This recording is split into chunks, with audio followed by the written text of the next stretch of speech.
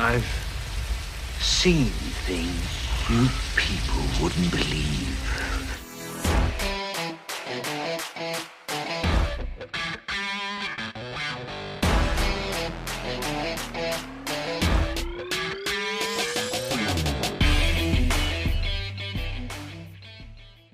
All right. Welcome back, everyone, to episode number 45 of the Best Thing We've Seen podcast. My name is Flo.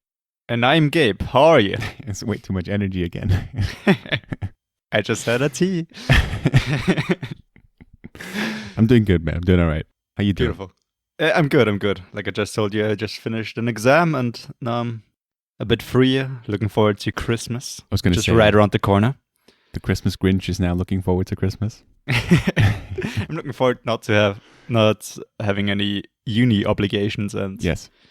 having some time off of work. So, what could go wrong? Yeah, I'm the same way. Actually, I walked by your work last night, but no one was in there. So, It depends when you walk by. Yeah, it was 5 a.m. Yeah, well, no. No, it wasn't. No, it was like, I don't know, 7:30 or something at night. In the afternoon? Well, in the evening, yeah. Oh, that's weird. Well, it's closed, isn't it, though? So you can only, collect stuff, or you can only get it delivered? Right. Yeah. Only delivery service drivers are allowed after 7 p.m. Right. Well, there you go. Yeah. And what else was I going to say? Wait, so yeah, what did you say? You're not looking forward to Christmas, but you're just looking forward to not having any uni obligations? Pretty much, yeah. No, I mean, Terrific. Christmas is going to be nice. It's going to be... Merry Christmas, everyone. Yeah. This is the last episode before Christmas, so yeah. Yeah. Actually, yeah. Merry Christmas to everybody. I'm sure everyone's going to listen to this on the 24th or 25th. I hope so, yeah. With their whole family. Yeah, we're the most important. Around, we're the most important thing. We're the best thing. Their Christmas present to their family. Yeah. They just print out a link to the show. It's beautiful. Thank you, it's son. A great idea, actually. Yeah. So let's do it. Let's talk about some regular things. Obviously, last week we had a Christmas special, which, by the way, has gone down really well. So thanks to everyone who reached out and gave us feedback and just gave us nice comments. It was nice to see, and I think if you haven't checked it out, please do. I think it's a fun episode. It's a fun little change to the regular special episodes. That's an interesting sentence. But yeah, check it out. I think it turned out quite well. Yeah, speaking of last week's episode, I got a very surprising call that gave me a lot of joy. Okay. Stephen, a friend of ours, I got a call from him, so I called him back because I missed it, and his mom picked up to tell me that she loved our Christmas lists. Yeah. But she had a couple of suggestions about other movies because Stephen's parents are film enthusiasts as well. They're great people and they have great taste. So there's still at least one more movie that I have to check out before Christmas. Yeah, I don't know the English title. I know the movie you're talking about. Yeah. I don't know the English title though. I think is it a Little German Lord? movie? Yeah, Little Lord. Faltering.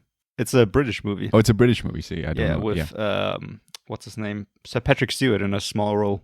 Okay. You have to put the sir there. Of course. Yeah, of course. He earned it, sir. Yeah, he did.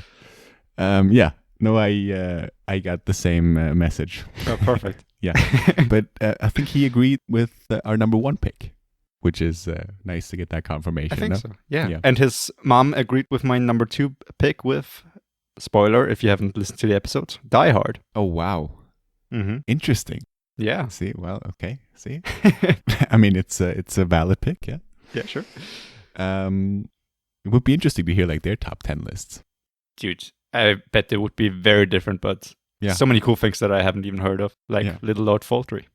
I'm not sure. I actually got a different person telling me about that movie as well. After we recorded or before? Well, it was the same sort of complaint in apostrophes, you know.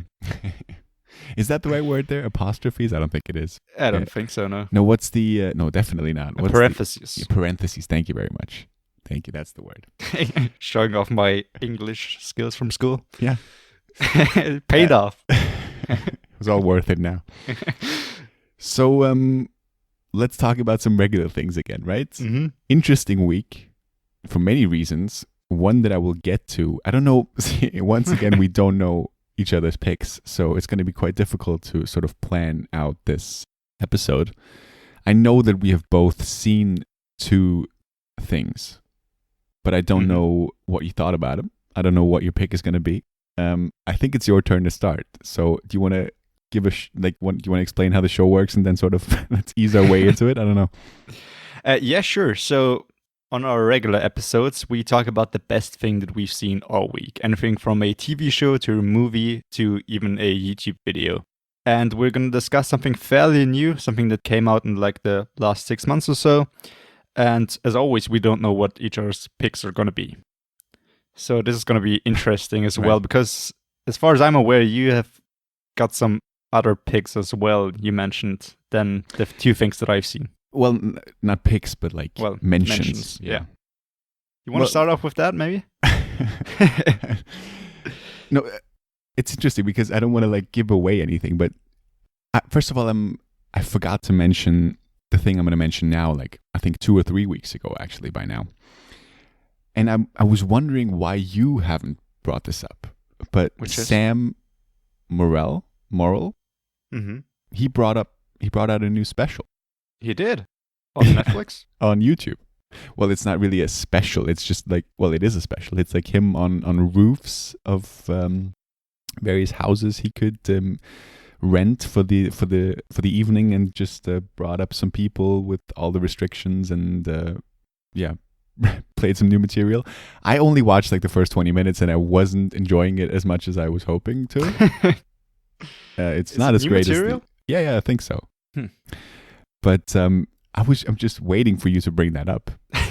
But there's so many things to watch, and I've completely forgot about Sam Morril for a while, to be honest. Yeah, I mean that's just like a throwaway mention I want to do now, because it's not my pick. It's not something that I've fully seen. I'm just like, maybe now you'll watch it and then we can talk about it. You might have given me my next week's pick. Yeah, little teaser for next week's episode. It's gonna be interesting next week, because that episode is like right between Christmas and New Year's. I don't know how we're gonna do that. Like find time to record it and everything, but you know, we'll manage. We'll manage. Not a lot to do these days, is there? Lockdown 3.0 is coming. We're kind of lucky that Christmas and New Year's isn't on like a weekend, so we've got time to record and do some stuff, I guess. Yeah, we'll figure it out. But let's just do it. I mean, let's. There's one other thing that I've written down. I'll just throw it out. Fuck it. And okay, have you seen the Mandalorian finale? I haven't. Okay, I'm still missing the last episode. See, I was wondering if you were like gonna pick that again, and my thought process was like, you're not gonna pick it as your pick because you already did, but you wish that you could have. I don't know how good the ending is.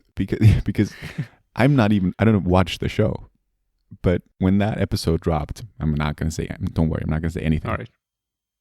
But I just. Like everyone was talking about it on my feed or whatever. Like everyone was like, because it was such a I don't know how to say it, just such a grand episode. I like that word.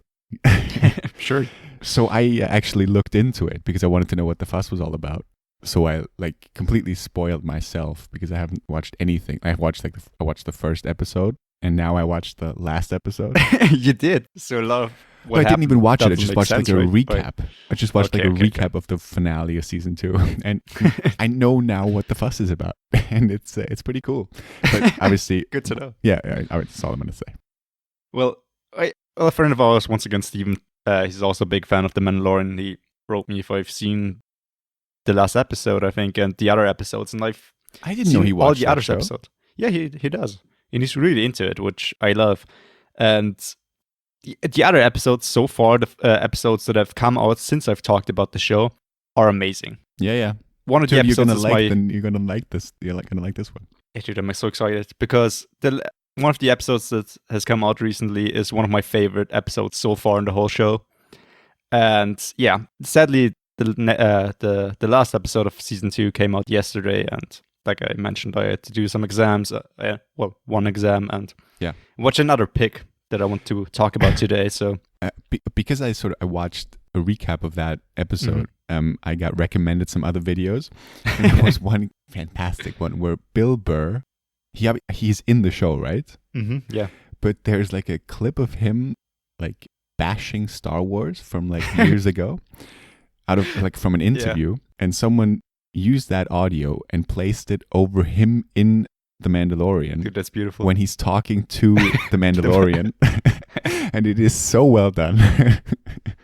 Because he's just like, he talks like nothing makes any sense in the whole Star Wars universe and blah, blah, blah. And they had to do all that. And it's all just like, the nerds love it and blah, blah, blah. And they're all complaining about little things. I think I've actually seen the original. It's great. Yeah, there you go. It's great. I wish I knew how it, maybe, hold on one second, because I think I put it in my yeah, it's there it is.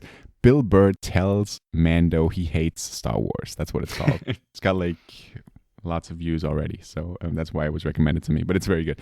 Enough of The Mandalorian. I don't even watch the show. Let's talk about some. I know. You don't have a lot of reason to do. No, that's not true. That's not true. It's not like it's still enjoyable, but if you know everything that happens, I don't know anything that's happened. I just know what happens at the end of season 2, and everything that happens in season 2 in general, right? Because you watched a recap. No. I just watched a recap of the finale. Oh, okay. Just the last episode. Okay. Which makes a little sense without knowing anything else. But I always like. I even enjoyed the first episode when I watched it. I'm just not that into Star Wars these days. Even though I even agree that the show is great. But anyway. Well, it's more there to kind of reawaken your Star Wars. Is that a Force Awakens joke? Not even, but sure, I'll take it. Yeah. Well, it was never really there, so it can't really be reawakened. But whatever. All right. Well, all right. So we're talking about the regular picks of this week's episode. Do you know what your pick is going to be? I'm struggling. Okay. Should I just start off with the thing that's not going to be my pick? How are we going to do this if this is my pick? Well, I don't know. Well, I think because you are the one who's picking first, and we're now going to talk about the two same things, I think you should just come out with your pick right now. Well, all right. Then I'm going to tell you my pick, which is... which was an easy decision for me, to be honest. Yeah, I know. Yeah. It's The Midnight Sky. Is this a joke? Yeah, I'm fucking with you. I was going to say, yeah.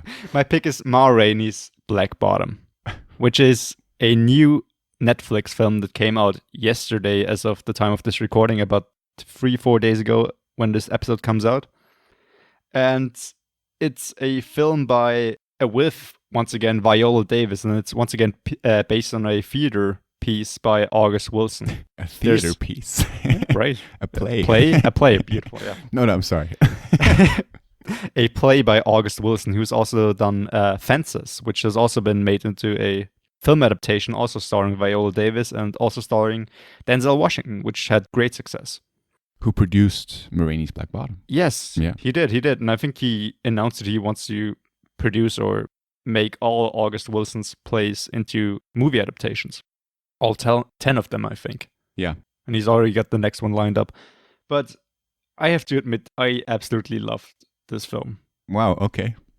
And let's see, it's going to be... Okay, yeah. I'm struggling with my pick. And I knew that you probably hate The Midnight Sky. Maybe. No, you can say that now. Yeah, I do. Okay. I do. There's so much to talk about on The Midnight Sky itself, because that's a movie that's not even out yet. Yeah. That's something we have to mention, yeah. I don't know what I'm going to do, because I got issues with both of those films. But, okay, let's just keep talking. Yeah, go on. All right. Well, Ma Rainey's Black Bottom, like I just mentioned, it's based on a play, so it very much plays out like a play. Meaning that it's pretty much set in just one location, and the story takes place over the course of just one day. And that's very interesting, because the film is very dialogue heavy, and it's, like I said, very much like a theater piece. It's about Ma Rainey, who's apparently a real blues singer, if I understand that right. Yeah. And she's seen as like the mother of blues. And it's about her and her band coming to a recording session in the 1920s in Chicago, and about the band arguing and talking, and about one of the trumpeters who is set on making his own music and very much disagrees with Ma Rainey, who is a very eccentric woman who is very much set in her own ways, and she's very dominant towards other people, and especially her band. And they have a bit of a feud going on.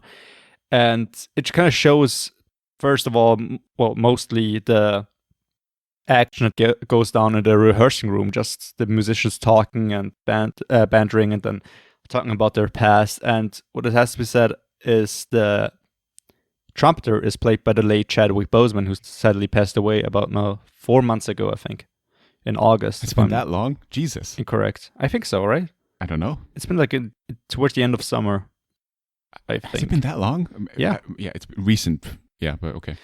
But yeah, and he is just great. And I think he and also Viola Davis, who of course plays Ma Rainey, are just incredible and barely recognizable in their roles, which I mean in the best way possible.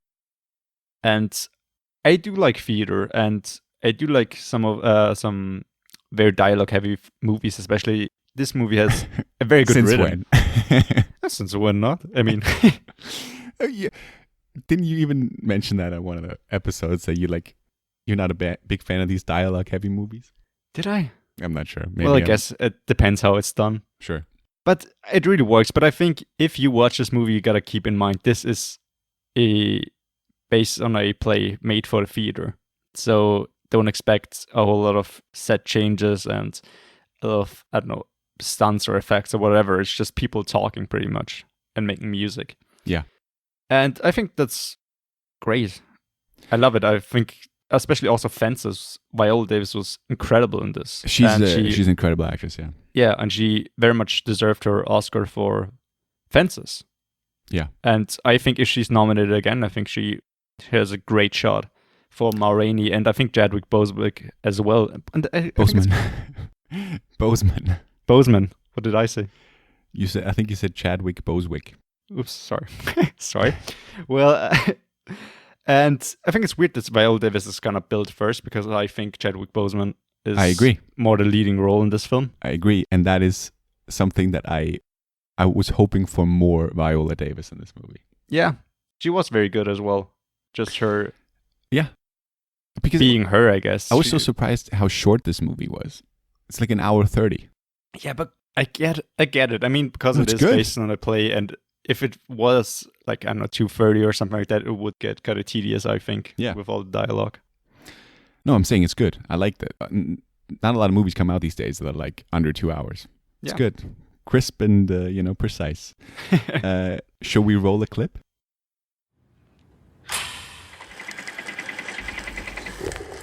A one, a two, you know what to do. This would be an empty world without the blues. I try to take that emptiness and fill it up with something.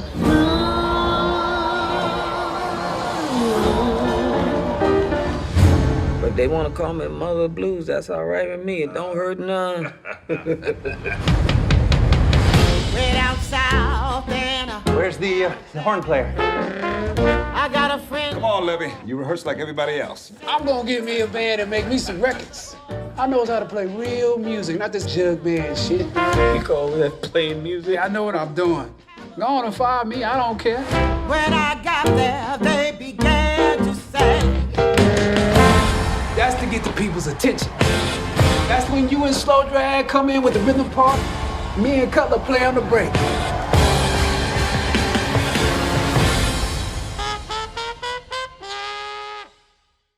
All right. Yeah, and this was Ma Rainey's Black Bottom. To be honest, I haven't seen the trailer yet, so I hope it's good. But I'm sure it is, because it's a very dialogue-heavy movie.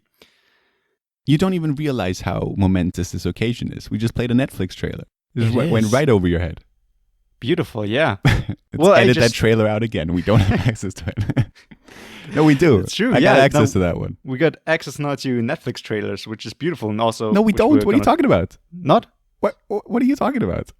Where do you have that information from? What? I never told you that we had Netflix trailers. Well, I assumed, since we got access to, like, Midnight Sky as well. Yeah, but that has nothing to do with the trailers. Oh, well. Yeah. We have access to the trailer of Rainey's Black Bottom, and everything else is on a week-to-week basis where I have to ask permission every time. Ah, well, right. Even more good, even more beautiful. And Is it? Kind of.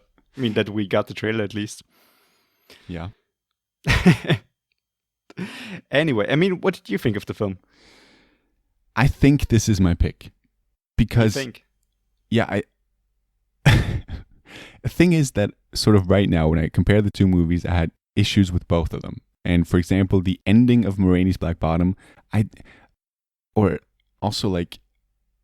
think Chadwick Boseman, he's a great actor, but some of the scenes, it's just like too, I don't like, it sounds so wrong, but it's like, it's one of those roles that is sort of written to be an award-winning role, in my opinion. And it has some of these award-winning performance tropes. And I feel like he didn't manage to not let them feel that way, as Viola Davis did. I thought Viola Davis sort of really stood out, and I was hoping to see more of her. I think, like, compared the screen times of the two of them, and I think Boseman has way more screen time than her. Yeah, definitely. And I like the whole band. I like the whole band dynamic. But the whole thing of like him trying to knock down that door, what was that about? Well, I guess it's a metaphor? more important for like the theater and also as a metaphor, I guess. But I guess also in the play it plays a big role, and I think it's because how they act and how he kind of keeps trying to break down the door has more of a theater feel to it than a movie feel. Yeah, if you know what I mean. I do. So I guess some of what they do makes more sense if you keep that in mind, I think. I did not know that this was a play until the end of the credits, right? I think it says it's based on a play. And I was like, okay. No, I didn't know it, but I was expecting it to be. Okay. Because all the way through, I was like, this could have been a great play, and it turned out it is based on a play. I don't know. Did you like the ending? I did, actually. Well, I'm not talking about like the very last scene, but like the one in the basement or whatever it is. Yeah, I think I know what you mean. I did, yeah. I mean, it just came out of difficult nowhere. to kind of end this. Well, it was building up towards throughout the whole kind of film, wasn't it? Well, yes, but not in that way, right? I mean, it's just like, okay. I mean, why? And then it's just like over. Okay, yeah, okay. He's now. Was the straw that broke the camel's back? Yeah, but I mean, I obviously I'm trying to stay vague here, but yeah. No, I like this movie. I mean, once again, I feel like it's great to see a movie that manages to tell a great story in 90 minutes. Even though I felt like the ending was a bit not rushed, but just like out of nowhere, and then it was over, just a bit abrupt. And yeah, I mean, for me, this week has been a bit of not a letdown, but a bit disappointing, because both of those things I was kind of looking forward to, and I thought both of them were fine more than anything. I did not hate The Midnight Sky, but we'll get to that. But yeah, I mean, the whole thing, I liked the recording sessions themselves. I loved the way that it played throughout one day. Yeah. And when they recorded it with her, what was it, cousin? No. Her nephew. Thank you. Yeah. Yeah. Who has a stutter and can't do the intro. I like that. And I like the one where he manages to do it and then something else goes wrong, obviously. But I thought just the band was everybody's faces. Yeah, I thought the band would, like, as soon as he does it, I thought the band was like not ready and just them messing up. But then it turned out to be something else. But whatever. Yeah, I just think this is a film worth watching because of Viola Davis. I am not that big a Chadwick Boseman fan. I respect him. I think it's an absolute tragedy that he passed. And he's done many great roles. I like, for example, I love his movie Marshall, which is a courtroom drama. Great movie. But I'm not saying he's bad in any way. I think I just can't connect to him the way many other people can. But yeah, I think he did a fine job too. It's just, for me, it's more of a Viola Davis thing. Yeah, I get it. I mean, she plays, I guess, also the more interesting character just from how she looks and how she acts. Yeah. I like the two white guys too, the guys who run the recording studio. The one guy reminded me so much of one of the guys in Ted Lasso. It's not the same guy, but I was like, is that the same guy? No way. One of sounds the wrong manager. to say I like the two white guys in the movie. That is definitely not about white guys. But I was saying I also like them. You know, the manager kind of reminded me of Stephen Colbert for some reason. The manager being which one now? The guy who keeps trying to make Ma Rainey happy. You know, get her a Coke and stuff. That's the same guy I'm talking about. Okay. And funnily enough, the guy in Ted Lasso reminded me of Stephen Colbert. Well, it all came full circle. Yeah. It's a good movie. I don't think it's for everyone. Ma Rainey's Black Bottom. I mean, that's got to be a very... no one's going to rush out to see... Like, not everyone's going to rush out to see this, I don't think. Yeah, I mean, Netflix you got to don't even go promote the movie, do they? What? Sorry. They don't even promote the movie. It's not even on the front page or anything. I had to, like, look for it on Friday when it dropped. It was on my front page when it dropped. Yeah. Did you watch it yesterday? I did, yeah. Interesting. But I think there are a whole lot of algorithms going on Netflix, and I think I looked at it at one point on like new and upcoming, and I think if you hover over a title for long enough, the algorithm knows what you're kind of interested in, then it decides what to put on your front page. Gotcha. Do you know if Viola Davis sang? Was that her? That's a very good question, to be honest. I mean, it would be amazing if she did, but I would assume not, I guess. Can we look this up? Yeah, sure. Is that in the IMDb trivia, do you think? I think I looked up the IMDb trivia. It didn't say anything about that. It just talked about mainly Denzel Washington and about August Wilson plays. Just Google it, I guess. Just Google it. Google knows all. Yeah. I'm looking through the IMDb credits. Trivia. No, it doesn't. Viola Davis isn't actually singing Netflix Ma Rainey. Isn't actually singing? I think so. Okay. Well, what did you just read? And then there's another article which I think says yes. I don't know. I just read the headline. Let's look into the actual article. Okay. Riveting Radio. Right. Yeah, it is. The title of the show. Riveting Radio. All right. Well, I can't find anything definitive, but I think not, as far as I've read. Right. But who knows? Who knows? Maybe she did. Well, actually, a great transition is this, because Barack Obama, he recently released... where am I going to go with this? He recently... Actually, I know what you're going to talk about. Because you read it in the IMDb trivia. Yeah, I did. Yeah. Every year, Barack Obama, he releases his list of favorite movies and TV shows. And the first one on the list is Ma Rainey's Black Bottom. And he actually released this on the day that Ma Rainey's Black Bottom was released. And so he must have had some sort of access there. I mean, no way he watched that the same day. He's got all the access to all the films. He does. But I mean, let's go through just a couple of them. He got Ma Rainey's Black Bottom. He got Mank on there. Mm-hmm. Got good taste, the man. Got good taste, even though I didn't love it as much as he did. Queen's Gambit is on there. All right. Soul, which is one I'm definitely looking forward to. I think that drops Christmas Day, something like that. Yeah, 25th, yeah. I have the trailer for that one. So it better be a big. Beautiful. It's supposed to be so good. Yeah. The Boys is on there. Look at that. The Boys. Better Call Saul. The Last Dance. I think that's the Michael Jordan documentary. He got Nomadland on there. Bacurau, which I saw last year's Biennale. So, a couple interesting picks. Boy State, which I started watching on Apple TV Plus. I mean, well, we've just did like the more. First 3 picks. I just want to say that Barack seems like a pretty basic guy, but what do you mean a basic? He put some interesting. Ma Rainey's Black Bottom and Mank. How is that basic? Yeah. Well, those are like the big releases, right? Like Fincher and like The Boys and Queen's Gambit. Well, okay, I agree with The Boys and Queen's Gambit, but not Mank and Ma Rainey's Black Bottom. Definitely not. You think so? Well, I don't think that's going to be a big hit. Not because it should. Like a big release of this year. Think so?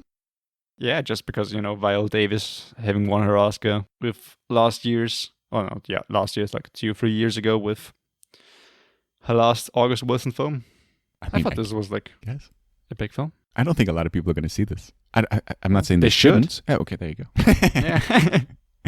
I'm not saying they shouldn't. You're saying they should. And I think you should also watch Fences, especially if you watch MA RAINEY'S Black Bottom and you like it. Check out Fences, which is, like we mentioned before, also a play by August Wilson, also starring Viola Davis and, of course, Denzel Washington. Right, who directed that too. Did he? Did he direct Fences? Yeah. Yeah, all right. Because did you just want to ask that? Ma RAINEY'S. Perfect synergy right there if you did. Okay. I did, yeah, because I wasn't sure anymore. No, MA RAINEY'S is by George C. Wolfe. Yeah, right. Right. When did he do what? Sorry. When did Fences come out? That was 2016, I believe. All right. Vague number, but I think it's right. Sure. Let's have a look. never want to say something wrong here. Yeah, I remember putting it, onto one of my end of the year lists, which we do every year. Yeah, you both did. Last year. I didn't. And I think 2016 is the first year or second year we did that. Yeah, could be. I don't know. Anyway, that new Netflix release, I'm proud to own the trailer. Not own it, but we own the rights to play that trailer. Let's roll it again. No, we shouldn't. But check it out, MA RAINEY'S Black Bottom.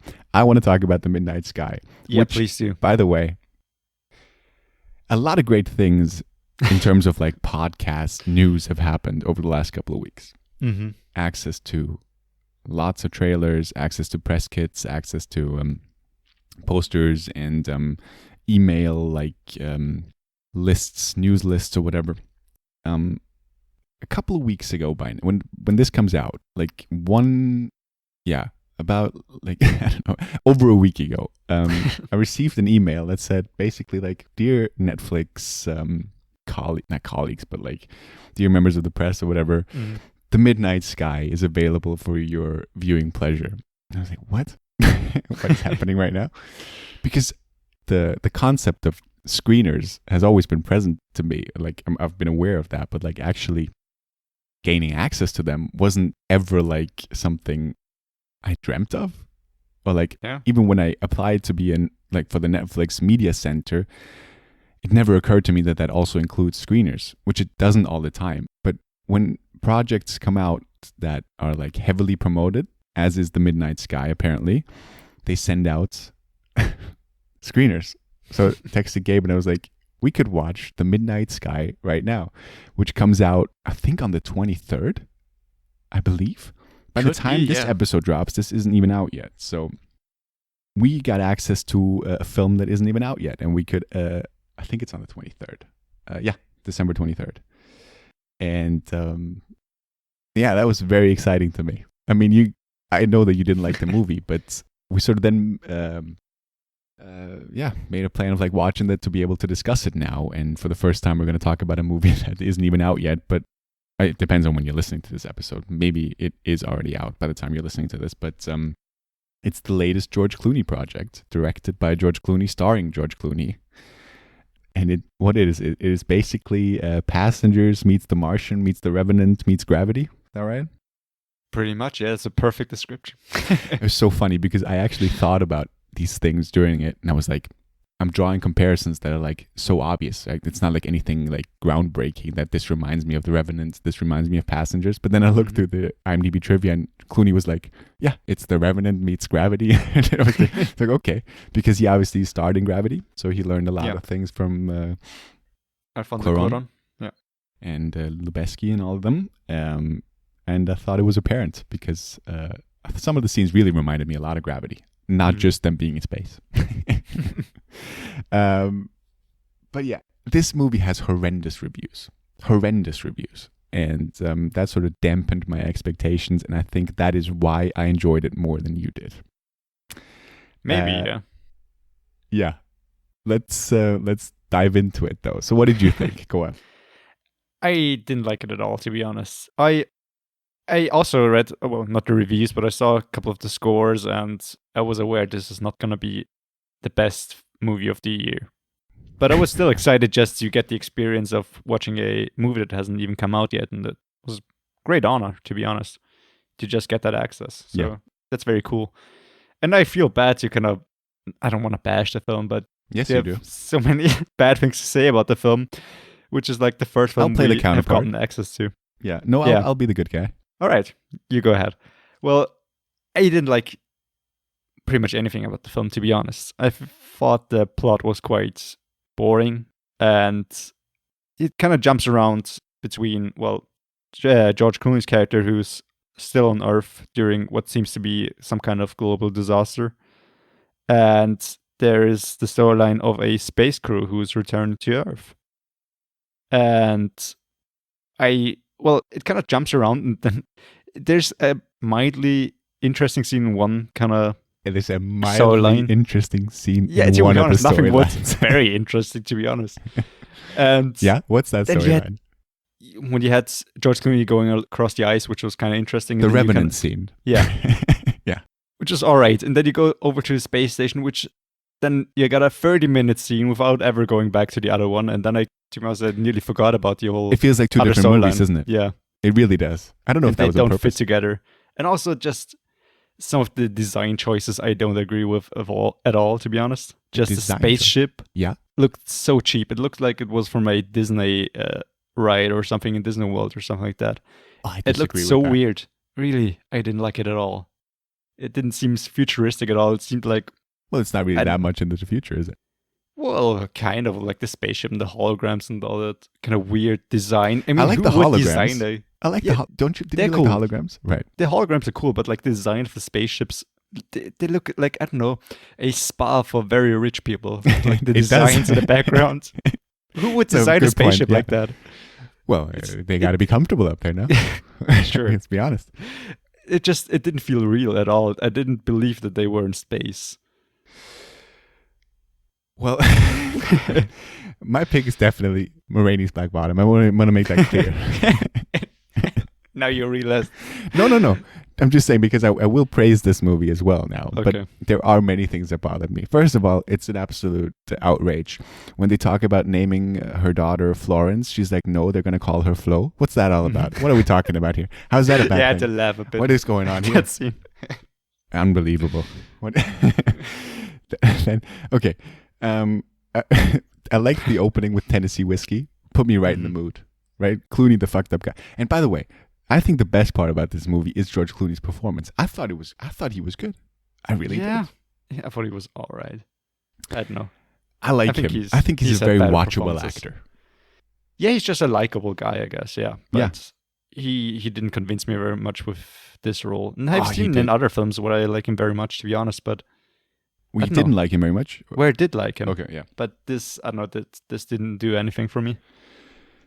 I liked his performance, and also mixed with the music from Alexandre Desplat. I don't know how to say his name, but a guy who did, sure. I don't know. I think he did like Shape of Water. Hundreds of movies, and the whole playful moments, because obviously he's the only one at the station in the beginning, and then he finds out that a girl was left behind. He stumbles upon this little girl who was hiding in I think it was the kitchen, right? Mm-hmm. And then he's sort of taking care of her and trying to get her to safety. And then there's those bonding moments between the two of them when they're at the table, like eating with the peas and stuff. I liked those moments with the music, combined with the music. I thought it was playfully fun. I thought they seemed kind of forced, to be honest. And just the whole dynamic of her not talking and him playing this kind of guy, it seemed so generic in a way. Well, it's sort of... I didn't feel a lot of connection there. But that is explained, though. Yeah, of course, yeah. But like the beginning of him being this reluctant kind of caretaker, and then, of course, being the guy who would risk everything just to save her, it seems like something that I've seen so many times. I mean, he's not risking anything to save her. He's just like trying to make contact to the spaceship. That's the whole mission. But like on their way over. Yeah. Well, I mean, he's not going to just leave her. Yeah, of course, but it seems like he's like building this connection with her, which also kind of plays a bigger role towards the end, of course. Well, yes. Them kind of bonding. Sure. And I don't know, it's kind of unnecessary. Plus, she doesn't speak throughout the whole movie, which I guess is kind of part of she has story. Like one line, doesn't she? Yeah, in a dream, which is, well, if she can talk in the dream, you kind of know what she sounds like. Why, I don't know. No, there's one scene where she talks that isn't the dream, right? No, the only time that she speaks is she asks him on the middle point. Did he love her? Yeah, which is when then there's a hard cut.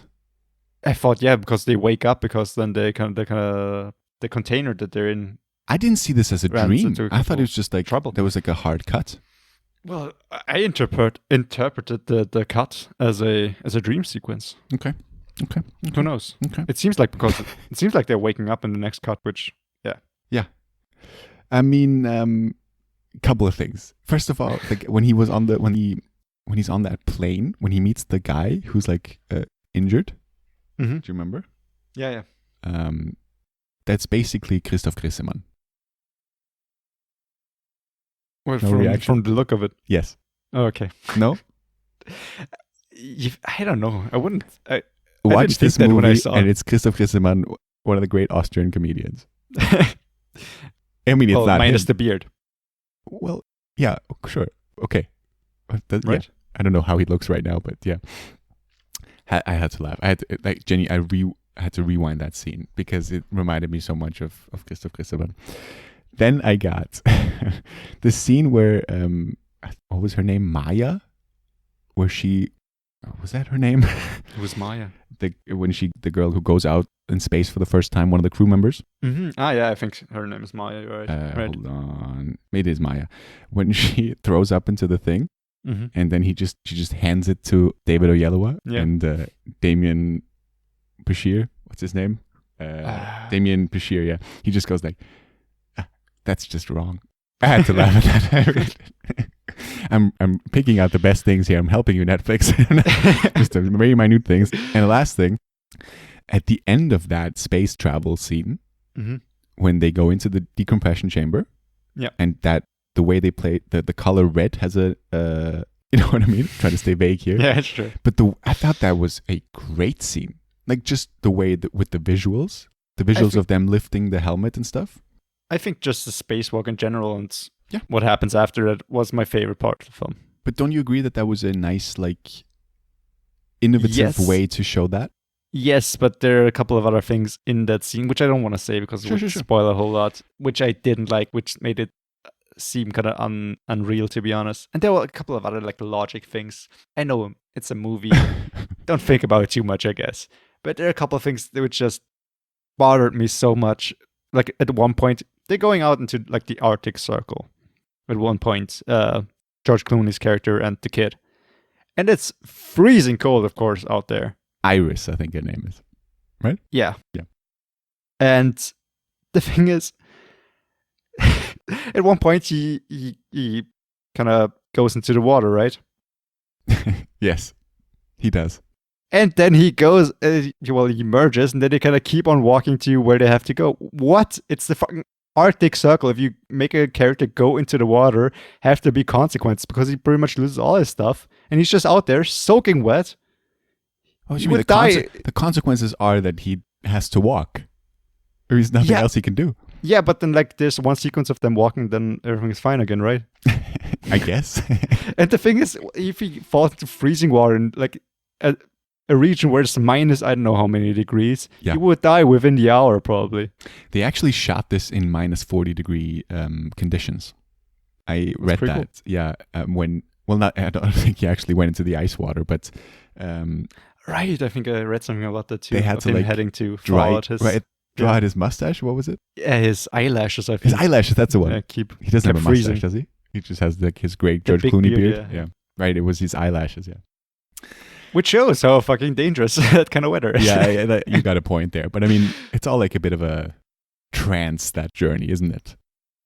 I guess. The whole kind of film feels like a trance. Nothing seems quite real. Everything seems kind of superficial. Well, it's so weird because with the ending too, it's like, I don't think a lot of people will be shocked by the ending, but I didn't quite figure out the way it was actually revealed. I was expecting something like that. Mm-hmm. Yeah.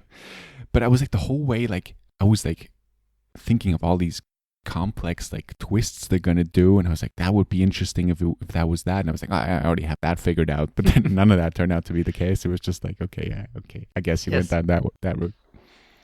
But yeah, the ending I think was also I don't know. I expected also a bit something in that direction. I mean, I didn't hate it. It was alright, yeah. Can we just talk about for a second about the actor who plays the young George Clooney? Did they dub him, or did he do a George Clooney impression? I forgot to write that down, and I really wanted to talk about that because I looked it up. I couldn't find anything either on IMDb. It's so weird. He had to have been dubbed. Yeah, because it sounds so much like George Clooney, who plays the young George Clooney, or his role in the film, and he sounds exactly like him. He doesn't exactly look like him, but he has the same voice. So weird. Yeah. I didn't like the actress who played his girlfriend when he was younger. I thought she was way too over. She seemed like she was also in a dream sequence, just because it seemed so over the top how she acted. Yeah. Well, but that's sort of him. Isn't it like him thinking back? Yeah, but still, it didn't seem like a memory. More like I don't know. I'm so glad you brought up the voice thing because I was so confused by this. He must have been dubbed. No way. I mean, kudos to the actor if that's actually him, but it's still kind of weird. Why would you? It's so unnecessary. He talked about it too on one of the interviews. That he's like, he found this 6'3" guy, like, casting him his younger self, and he's like, this great looking 6'3" guy. Yeah, all right, I'll take him. Yeah, it looks nothing like him, but sure. How about a 6-pack? Yeah, I mean, can we look up if that was? I mean, there's not a lot of information out there for that movie because it's not even out yet. Midnight Sky, Clooney voice. I don't know. It doesn't say anything here. The Midnight Sky, George Clooney's sci-fi thriller, has zero gravity. I mean, all of these great headlines there making fun of the fact that he was in Gravity too. Yeah, a lot of people hate this movie. I thought it was fine. Maybe it was the low expectations. Kyle Chandler's in this movie completely. Why? He's had nothing to do. Felicity Jones as well. I mean, we haven't even mentioned that. She's like the other main actress of the film, I guess, right? And I do like her, but I don't think she was good in this film. Yeah, I agree. It just felt so off with all of the actors. Yeah. David. I like Damien Bashir. Or what's this? David Oyelowo. Oyelowo. He was alright, but I don't know. He didn't do anything. Yeah. And just there's so many little details that make this whole kind of world feel so unreal. Like when they play cards. Yes. And they get these weird sci-fi cards. Yeah, everything needs to be sci-fi because we're in the future. Those exist. I'm sure, but if you go into a NASA journey or something like that, you don't get like space cards and stuff like that. I think you just get the regular playing cards, right? Yeah. I don't know. I like the younger kid actor. I liked her. I thought she was good. Yeah, she didn't have a lot to do, right? I agree. Sure. But I mean, I still thought she did a good job. And she seemed a little emotionless, which I don't know. I guess she was. Yeah. The only time she showed real emotion, I think, is during the plane sequence. And then you don't really see her because most of her face is covered. That's true. My favorite was Clooney and Damien Bashir. Yeah. I like Damien Bashir. He was in Hateful Eight as well, wasn't he? He was? Yeah. He played Bob. I looked this up. I had no idea. I remember that he was in the movie, but not Bob. Right. So obviously, The Midnight Sky, it drops on Netflix on the 23rd. And I also requested access to the trailer to this one, which we're now not going to play because it's neither of our picks. But I had access to that one too. So I got access to 2 Netflix trailers this week, which is momentous. I'm hoping I can keep this up. Obviously, we played the Ma Rainey trailer. We're not going to play this, but I'll link it in the description. Yeah.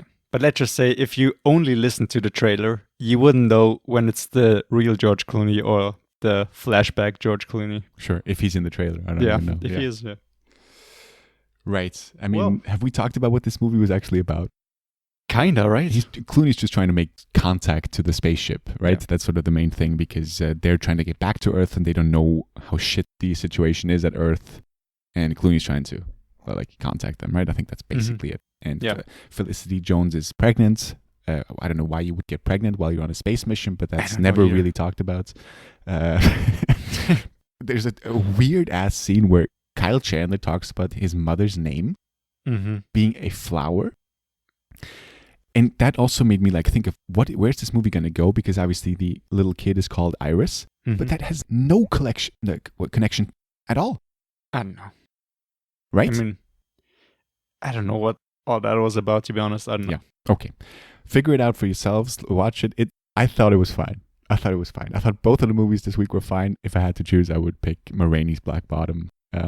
But I'm hoping for, I think, is it next week then we get to talk about Soul, right? That's exciting. Yes, it is. Hopefully, yeah. I'm very excited about that as well. Are they going to do like the same release as they did with Mulan on Disney Plus, where you have to pay extra just to watch the film? I think Soul is just going to be, included.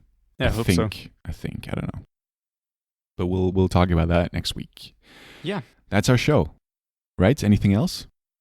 I think that is it. Have a very Merry Christmas, everyone. Thank you so much for listening. Thank you for sticking around. Thank you for giving us feedback and, continuing to spread the word about the show.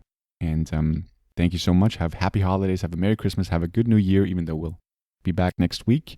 I'll leave the last word up to you. Yeah. Like Flo just said, thank you so much for listening. It always means the world to us, especially if you listen all the way through. So this message is just for you if you listen to the end. We love you. Thank you. And if you want to check us out on any other platform, we are available on Spotify, YouTube, Apple Podcasts, Google Podcasts, on pretty much any podcast platform there is under Best Thing We've Seen podcast. We are also available on Twitter and Instagram at Best Thing Radio, where you can check out the cover art that Flo designs every week, as well as on YouTube, you can check out the cover art as the thumbnail. And yeah, leave a like, leave a subscribe, a comment, tell somebody about the podcast. It really helps out a great deal, especially for us, since we're very much in the early stages of this podcast. And yeah, thank you so much for listening. Episode 45. From like listener's standpoint. But yeah, thank you so much for listening. Have a Merry Christmas and yeah, enjoy the holidays. Bye-bye. Bye.